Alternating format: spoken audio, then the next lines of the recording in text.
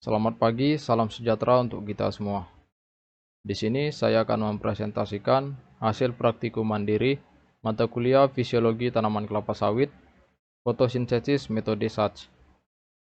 Sebelumnya, saya akan memperkenalkan diri. Nama saya David Calvin Purba, NIM 2020111008, dosen pengampu mata kuliah Bapak Yulianto, SSI. Pendahuluan. Percobaan SATS diperkenalkan oleh seorang ilmuwan asal Jerman bernama Julius von SATS pada sekitar tahun 1860. Kala itu, SATS berhasil membuktikan bahwa proses fotosintesis menghasilkan zat gula atau karbohidrat yang disebut amilum.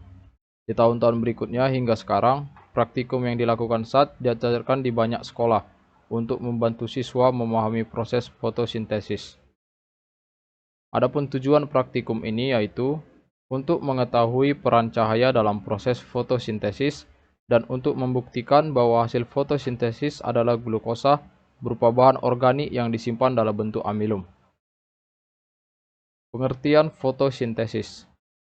Fotosintesis adalah proses biokimia pembentukan karbohidrat dari bahan anorganik yang dilakukan oleh tumbuhan, terutama tumbuhan yang mengandung zat hijau, yaitu klorofil. Selain yang mengandung zat hijau daun, ada juga makhluk hidup yang berfotosintesis, yaitu alga, dan beberapa jenis bakteri dengan menggunakan zat hara, karbon dioksida, dan air, serta dibutuhkan bantuan energi cahaya matahari. Alat dan bahan yang akan kita gunakan di percobaan SATS yaitu yang pertama, tanaman berdaun di dalam pot, yang kedua, alkohol 70%, yang ketiga, lodium atau lugol, atau jika di rumah bisa menggunakan betadin, yang keempat, air, diusahakan air mengalir, yang kelima, kertas atau aluminium foil, yang keenam, kaki 3 dan bunsen, atau bisa menggunakan kompor gas, dan yang terakhir, gelas beker, bisa juga menggunakan wadah yang ada. Langkah-langkah dalam melakukan percobaan SATS. Yang pertama, tutuplah beberapa daun dengan aluminium foil pada malam atau dini hari sebelum matahari terbit, sedangkan daun lainnya dibiarkan saja. Hal ini bertujuan untuk melihat pengaruh cahaya pada proses fotosintesis. Kedua, letakkanlah tanaman di tempat yang mendapat cukup cahaya matahari. Petiklah daun di sore hari dan bukalah bungkusan aluminiumnya. Keempat, masukkan daun-daun tersebut ke dalam air dan direbus selama beberapa menit. Lalu rebus daun dalam alkohol panas. Perebusan daun bertujuan agar sel-sel daun rusak dan amiloplas dapat pecah, sehingga amilum akan bebas tersebar. Selain itu, perebusan dalam alkohol juga bertujuan untuk melarutkan klorofil. Proses ini menghasilkan warna daun yang pucat. Terakhir, setelah klorofil larut, angkat daunnya, lalu tetesi dengan larutan lugol atau lodin, dan amati perubahan yang terjadi.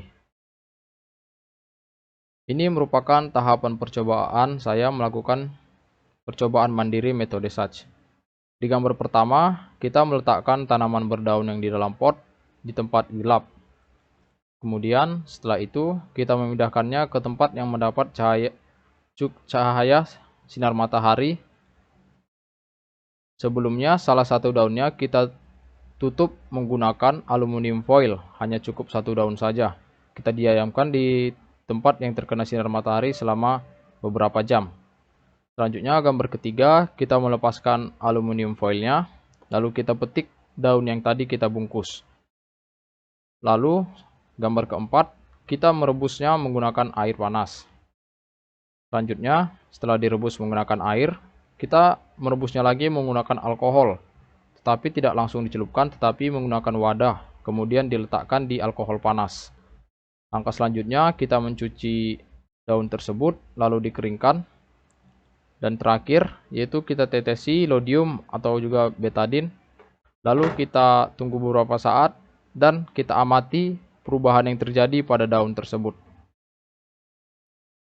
Kesimpulan yang dapat saya ambil dari percobaan SATS ini yaitu, ada perbedaan antara daun yang ditutup aluminium foil dengan yang tidak setelah ditetesi larutan. Bagian permukaan daun yang terbuka berubah menjadi biru kehitaman. Ini menandakan adanya amilum yang merupakan hasil fotosintesis. Sedangkan bagian permukaan yang tertutup tampak berwarna pucat. Ini menandakan pada bagian tersebut tidak terdapat amilum karena tidak berlangsung fotosintesis. Maka dapat disimpulkan, fotosintesis memerlukan cahaya, dan fotosintesis menghasilkan amilum. Buktinya, bagian daun yang tidak terkena cahaya berwarna pucat karena tidak dapat melakukan fotosintesis, sehingga tidak mengandung amilum. Baiklah, demikianlah presentasi dari saya. Jika ada kesalahan kata atau ucapan saya yang tidak berkenan kepada para penonton, saya mohon maaf. Sekian dan terima kasih.